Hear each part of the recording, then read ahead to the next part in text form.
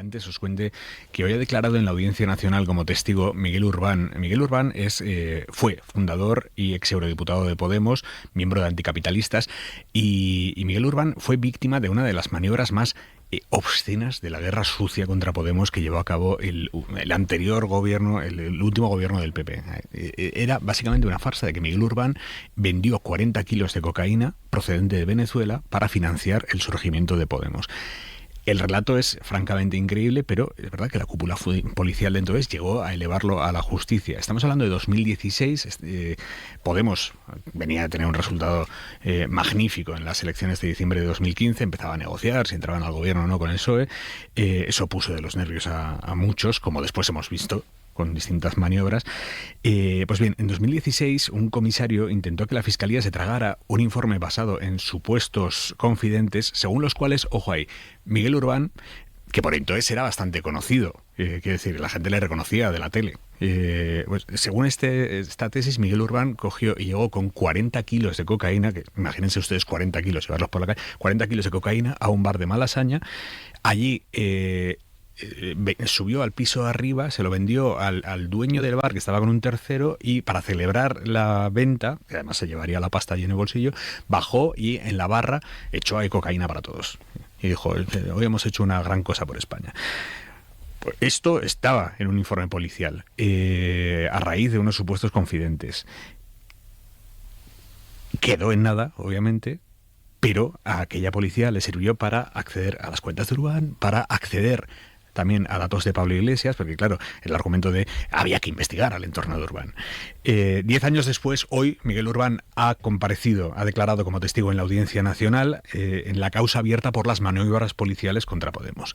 Miguel Urbán, buenas noches. Buenas noches, Aimar. ¿Cómo está? Bien, bien. ¿Cómo ha ido la declaración?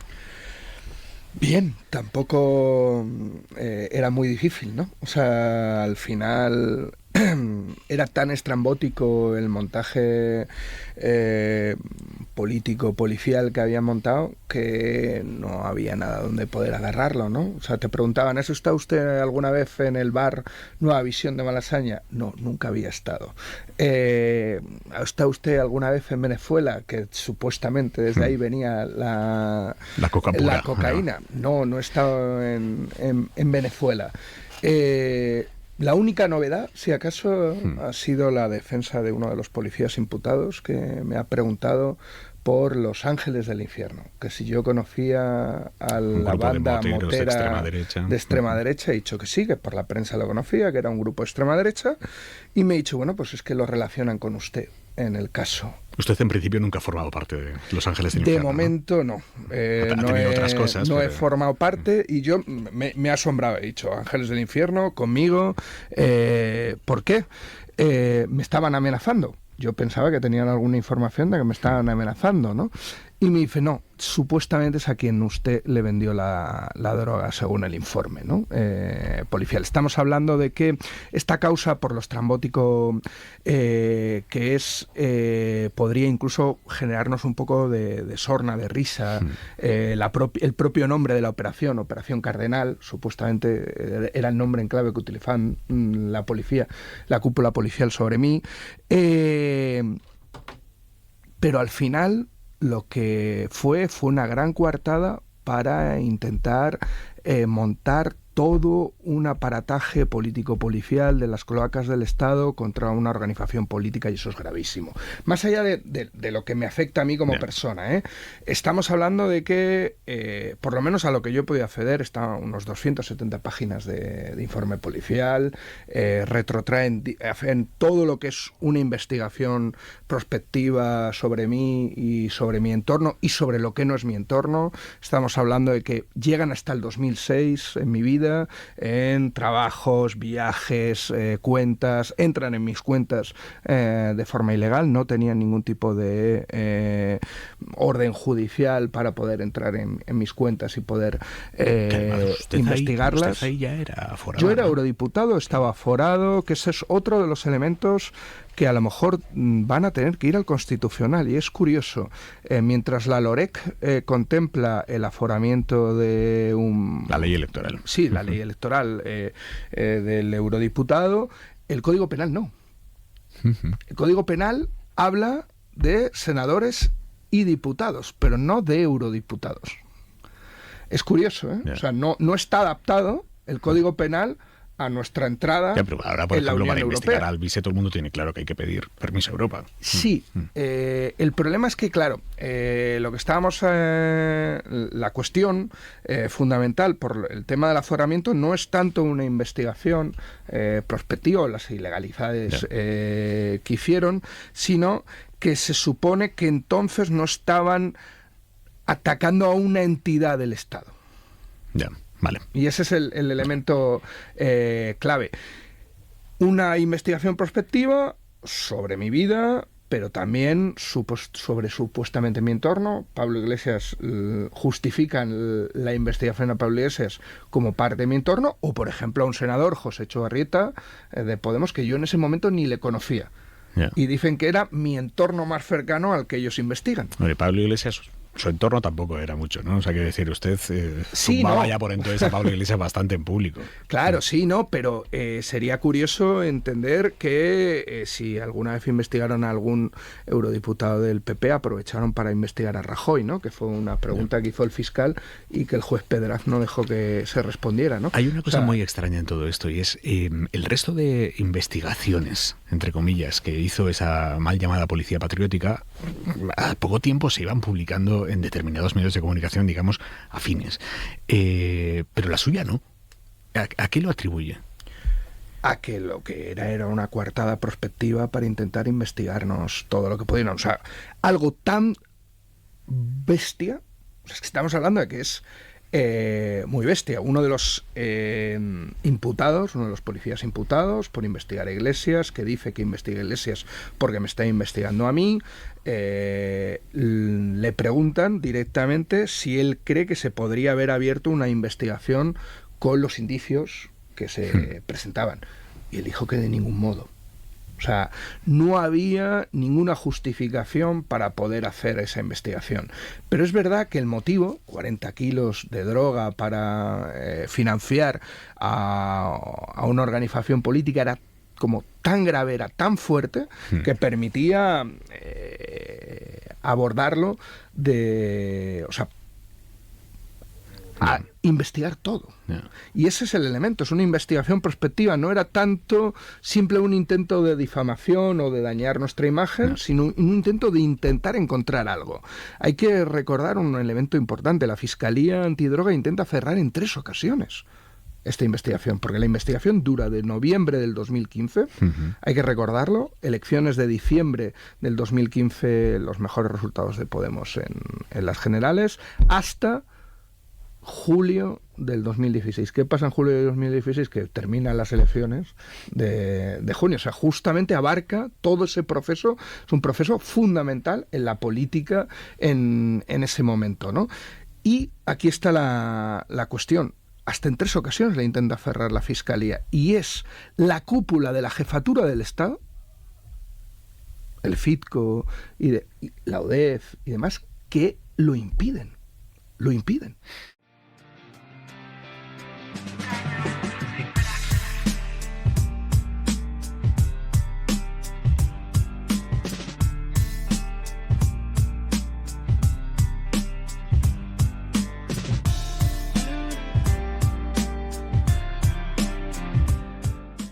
Usted ha intentado personarse como acusación y hasta ahora sin éxito.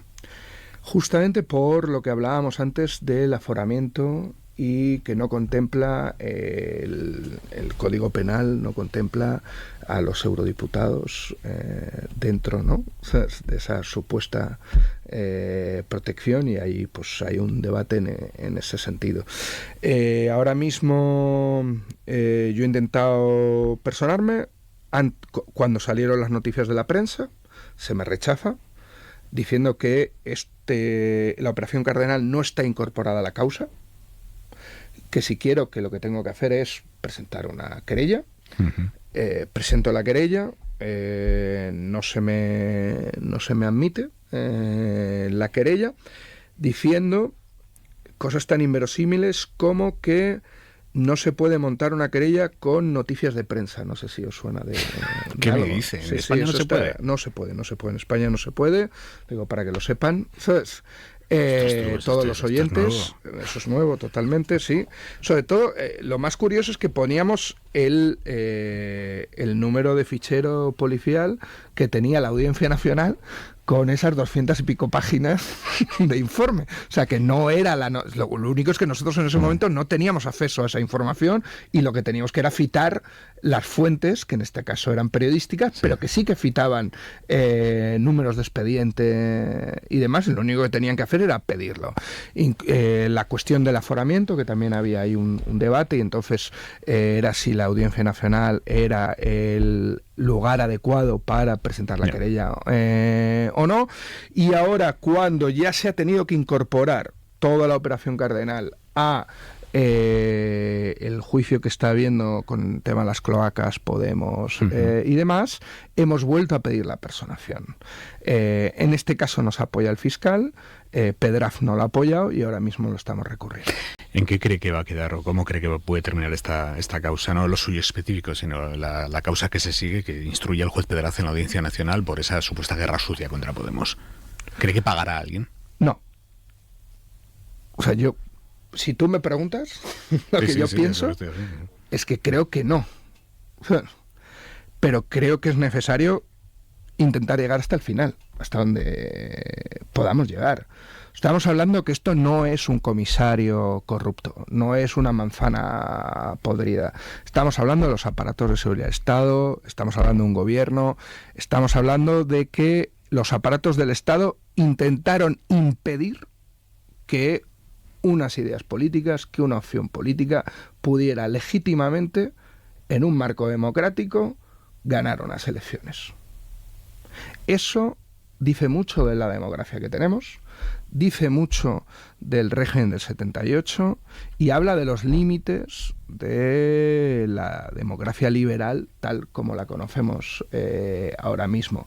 Poner en tela de juicio todo eso con una sentencia es mucho.